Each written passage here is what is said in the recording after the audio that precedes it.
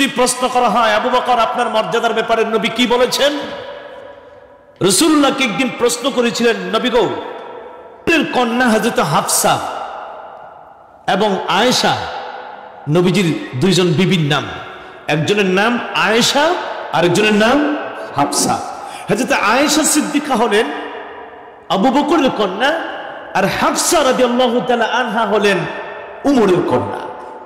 দুজন নবীজিকে নিয়ে বসা, রাত্রে আমার নবীজি ঘরের বাহিরে, আয়েশা সিদ্দিকার উরাতের উপর মাথা মোবারক রেখে নবীজি আরাম করেন। কোন সময় প্রশ্ন করেন, নবী গো, একটা কথা জানবো আপনার থেকে। বলো, এই আকাশে যে তারকারাজি দেখা যায়, এই তারকারাজির সমপরিমাণ আপনার উম্মতের কেউ কি আছে যে ইবাদত করেছে? নবীজি বলছেন হ আছে। সুবহানাল্লাহ বলুন। নবীজি বলছেন কি আছে? নবীজি এই কথা বলে নাই যে আকাশের তারা কতলা আছে আমি জানি। তো বোঝা গেল আকাশের তারা কতলা আছে এবং কার ইবাদত কতটুকু আছে এটা আমার নবী, সুবহানাল্লাহ বলুন না।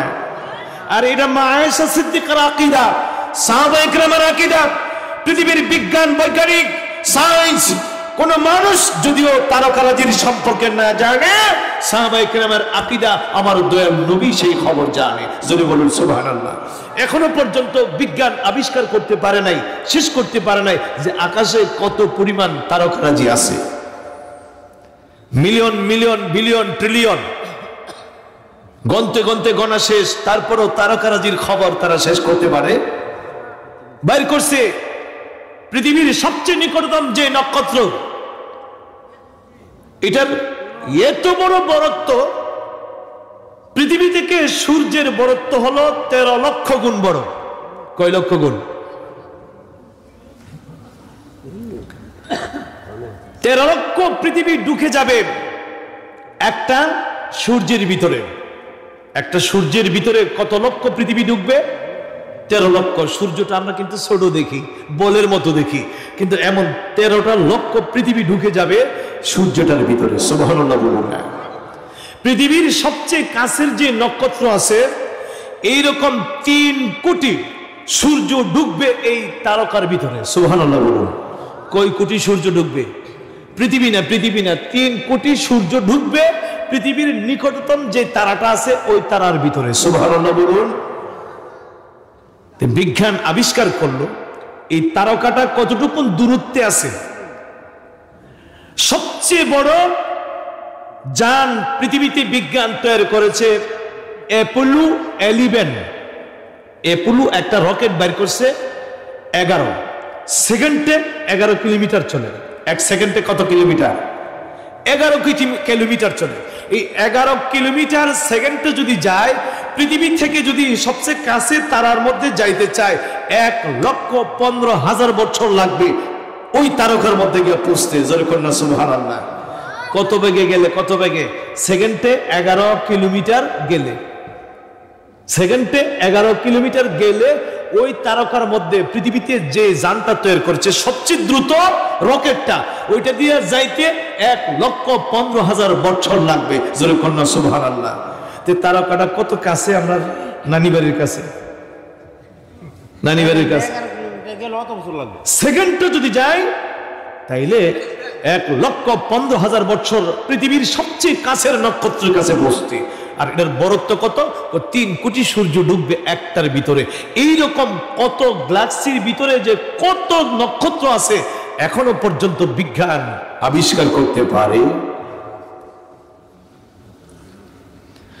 মা আয়েশা সিদ্দিকা বলেন, ইয়া রাসূলুল্লাহ, নবী গো, আপনার উম্মতের মধ্যে এই তারকারাজির সমান ইবাদত বندگی করনে ওয়ালা আপনার উম্মতের মধ্যে কেউ আছে কিনা?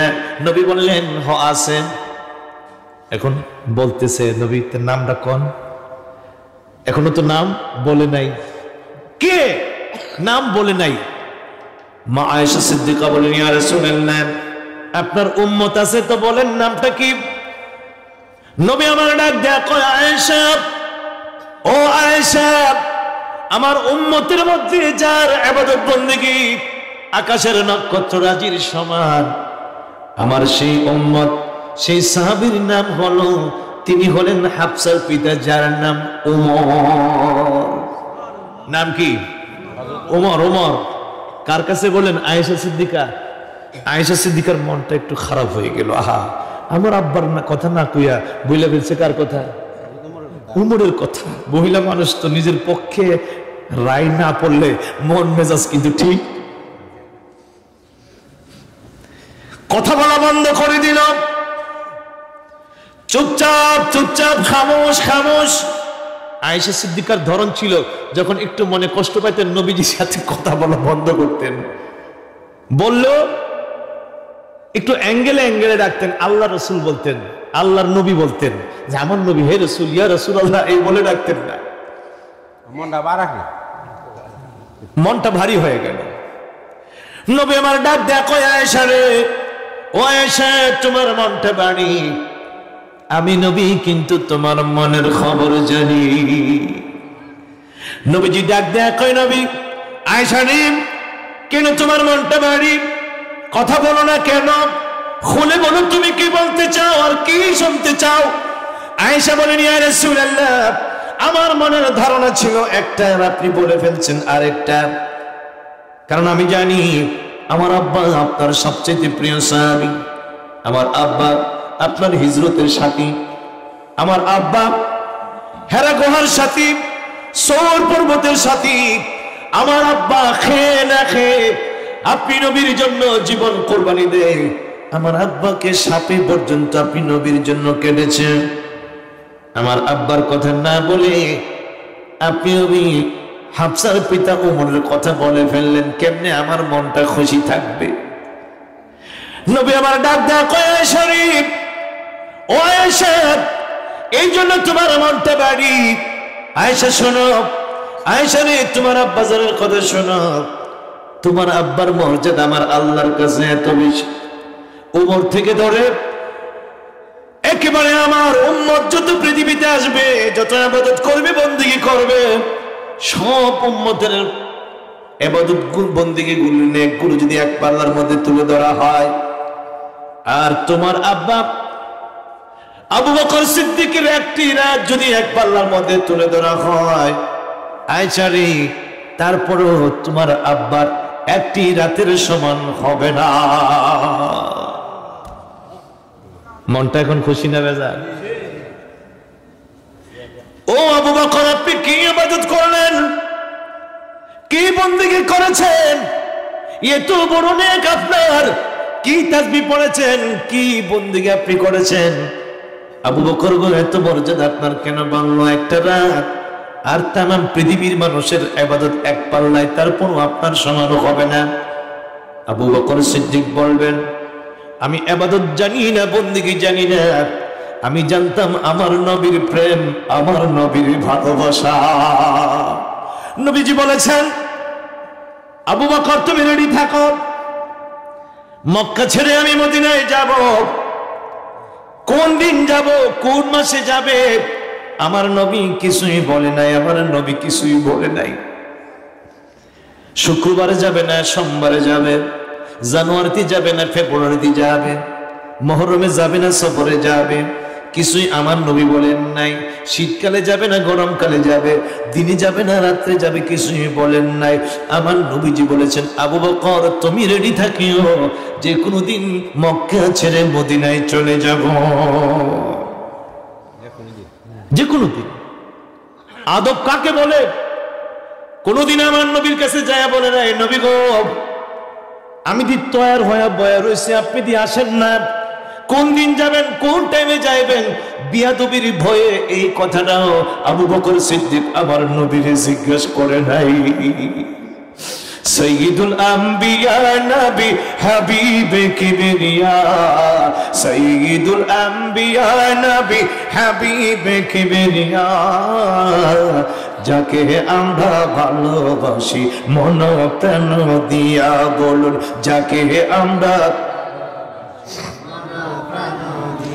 আওয়াজটা বড় ডাউন হয়ে গেছে রে বাবা, জবানটা খুলতে হবে, শীতের দিন আওয়াজ বাড়াইলে আরাম লাগবে, ঠিক না? ঠান্ডা দূর হয়ে যাবে। এখন যারা এখানে বসছেন মূলত কিন্তু ঠান্ডা অনুভব করতেছেন না। আমি জানি আজকের হালাত যখন ভিতরে আসে, হালাত তখন নরম থাকে না, গরম হয়। কি বলেন, নরম না গরম? নির্বাচন আসতে দেখেন না কি হালাত হয়ে যায়। রোডে গেলে গরম আওয়াজ, বাজারে গেলে গরম আওয়াজ, আর শাসটুলে বললে তো মাশাআল্লাহ আওয়াজের ঠেলায় আর শাসটুলে বসা যায়। গলার আওয়াজ আর চায়ের চামিচের আওয়াজ, বাহা বাহ। নির্বাচন আসছে, কিরে এখন খালি গরম গরম হাওয়া কেন? কারণ কি, কোন নির্বাচন আসছে, আমাদের মেম্বার, আমাদের চেয়ারম্যান, আমাদের এমপি সাহেব, ও ভাই এমপির প্রেম ঢুকেছে, মেম্বারের প্রেম ঢুকেছে, চেয়ারম্যানের প্রেম ঢুকেছে, হালাত গরম হয়েছে। তখন হালাত গরম হলে আওয়াজ কি আসতে হয় না জোরে হয়? কি কোন আসতে হয়েছে না জোরে? মিছিলটা মারলে ফাড়াইলা না, আমার ভাই তোমার ভাই, মার্কা মার্কা মার্কা কি হুক্কা সারা আবার কি। গলা কিন্তু আর জাগাত থাকে না। আর চেয়ারম্যান মেম্বারের বাড়ির কাছে গেলে তো মাগ ঘুমা মাটি পর্যন্ত কাঁপাইলা, বুঝাই দে চেয়ারম্যান কি যে পাগল, দেখো মাটি কাঁপাইলাইতেছি তোমার লাগে।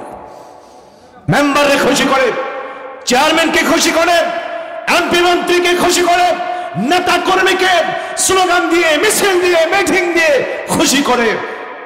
মেম্বার চেয়ারম্যানের চাইতে আমাদের অন্তরে আমাদের নবীর প্রেম বেশি না কম? কে বলেন বেশি না কম? এই জন্য যুবক, নবীর শান, নবীর গান গলার মালা বানাও, অন্তর পরিষ্কার হবে, ময়লা দূর হবে, আমার নবীর প্রেম তোমার অন্তরে জাগরিত হবে। নবীর শান আমরা বলতে চাই কি চাই না? কি বলেন, চাই কি চাই না? তাহলে মুহাব্বতের আওয়াজ, সৈয়দুল আম্বিয়া নবী হাবিবে কিবরিয়া, যাকে আমরা ভালোবাসি মন, বলুন যাকে আমরা ভালোবাসি।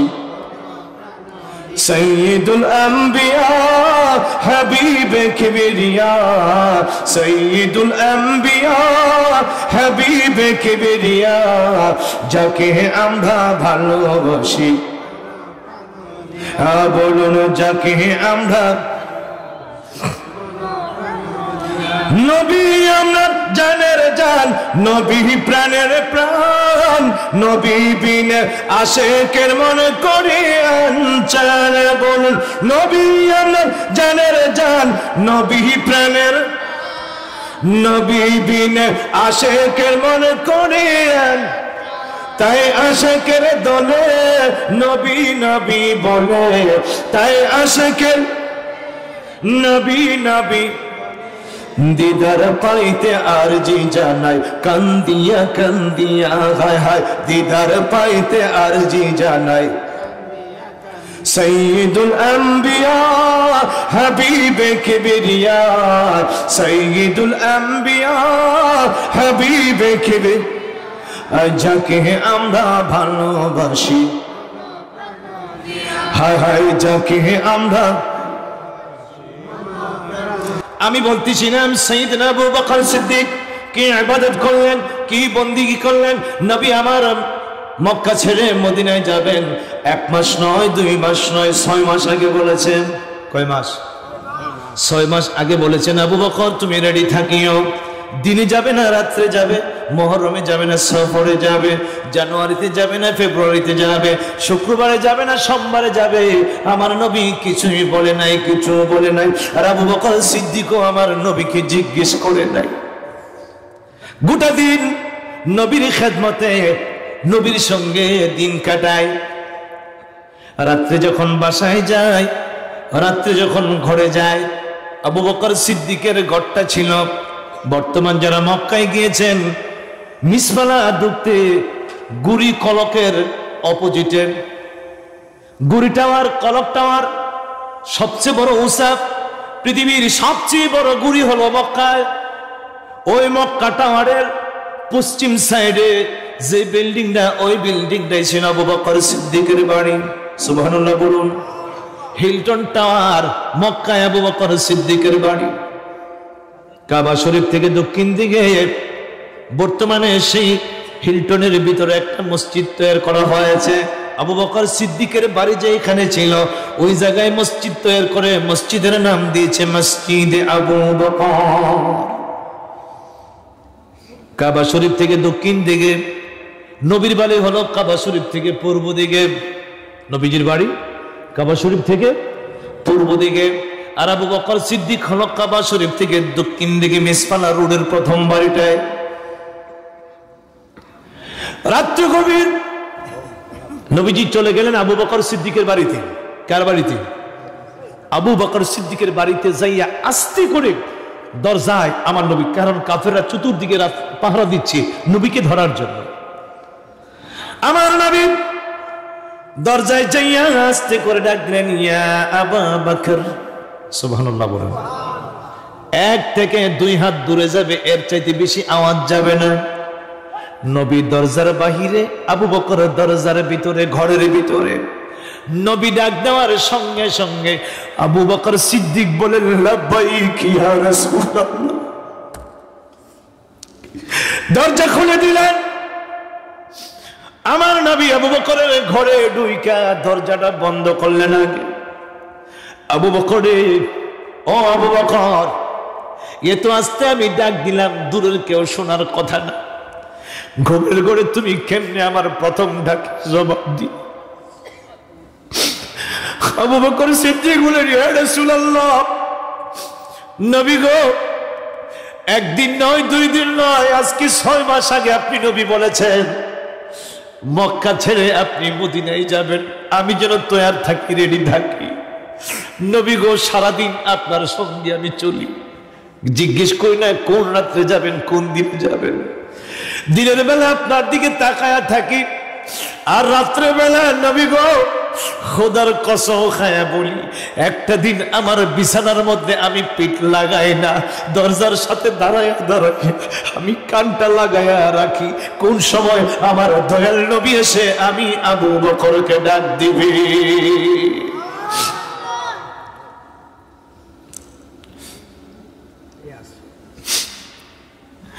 আবু বকর বলে, ইয়া রাসূলুল্লাহ, নবী গো, আমি কানটা লাগায়া দরজায় দাঁড়ায়া থাকি, আমি যদি আমার নবীর প্রথম ডাকে জবাব দিতে না পারি, আমার নবী দ্বিতীয় ডাক দিলে নবীর মনে কষ্ট লাগে।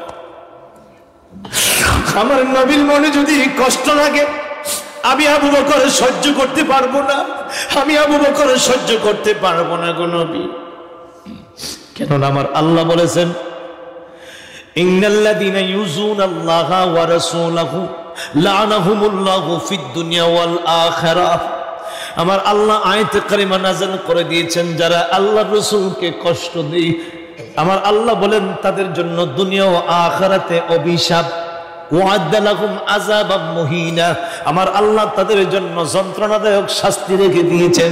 এই জন্য কোন মুমিন যদি আমার নবীরে কষ্ট দেয়, আমার আল্লাহ বলেন আমি সহ্য করতে পারি না, আমি সহ্য করতে পারি না। কারণ মুনাফিকদেরকে আমি আল্লাহ কষ্ট দিব বেশি, যন্ত্রণা দিব বেশি, শাস্তি দিব বেশি। কেননা তারা আমি আল্লাহরে ডাকে, আমি আল্লাহকে খুশি করে, কিন্তু আমার নবীর মনে মুনাফিকেরা কষ্ট দেয়।